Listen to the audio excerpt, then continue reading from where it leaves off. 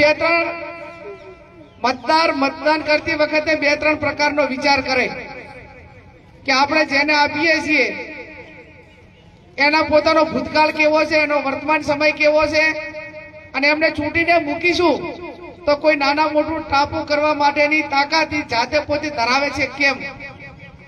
અને બીજું, જાહેર જીવનના આગેવાનો માટે એક સરપંચની ચૂંટણી હોય ને તો ઘંટિયાને પૂછો કે આપણા ગામમાં આપણે સરપંચ ચૂંટવો હતો તો કેવો ચૂંટવો હોય, કે એવો સરપંચ ચૂંટતો, કામ કરવું એટલું કરે, ના કરે તો કઈ નહીં, પણ કોઈને નડે ને એવો ચૂંટતો. આ વાત સાચી કે ખોટી? ત્યારે આ સત્તાનું વિકેન્દ્રીકરણ પણ જરૂરી છે.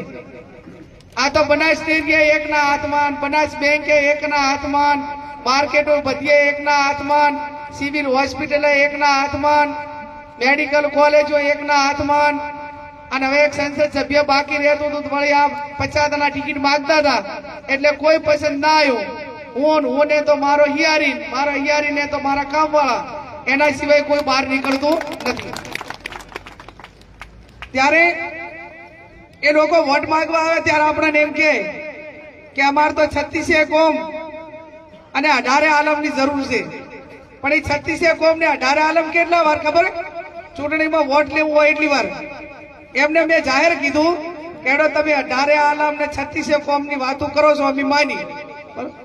તમે બનાસ ડેરીમાં છેલ્લા 10 વર્ષમાં નોકરીમાં, કોન્ટ્રાક્ટરમાં, ડેરીઓ આપવામાં, આ બધાનું ચેકલિસ્ટ તમે બહાર પાડો, એની એક યાદી બહાર પાડો કે 18 આલમ ને 36 કોમ ને આમાં કેટલી નોકરીઓ આલી, કેટલી ડેરીઓ આલી, કેટલો કોન્ટ્રાક્ટર આલ્યો, એટલે પછી અમે અભિનંદન આપશું.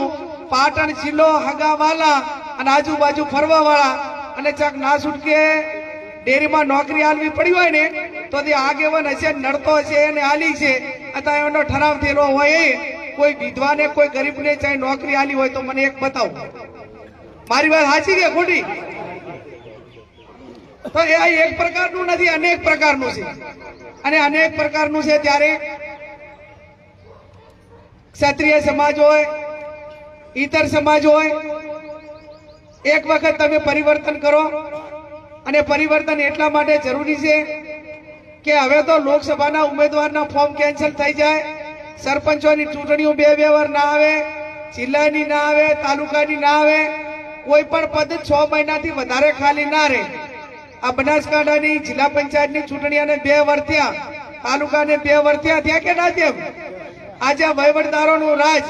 તમારા ગામમાં કદાચ રેગ્યુલર સરપંચ હશે, પણ તમે જે ગામોની ચૂંટણી નથી થઈ ને ત્યાં જાજ હોય, અહીંયા વહીવટદાર, સરપંચ વતીએ બીજો અધિકારી, તલાટી વતીએ અધિકારી, અને માગે એટલા પૈસા આલવા પડે.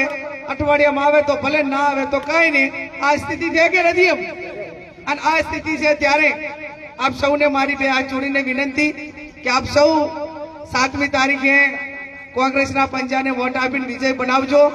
હું તમને બીજી વિશેષ ગેરંટી ના આપું, પણ એટલી ચોક્કસથી આપીશ કે તમારા કોઈ પણ નાના મોટું કામ હશે અને નેહડામાંથી 5 આગેવાન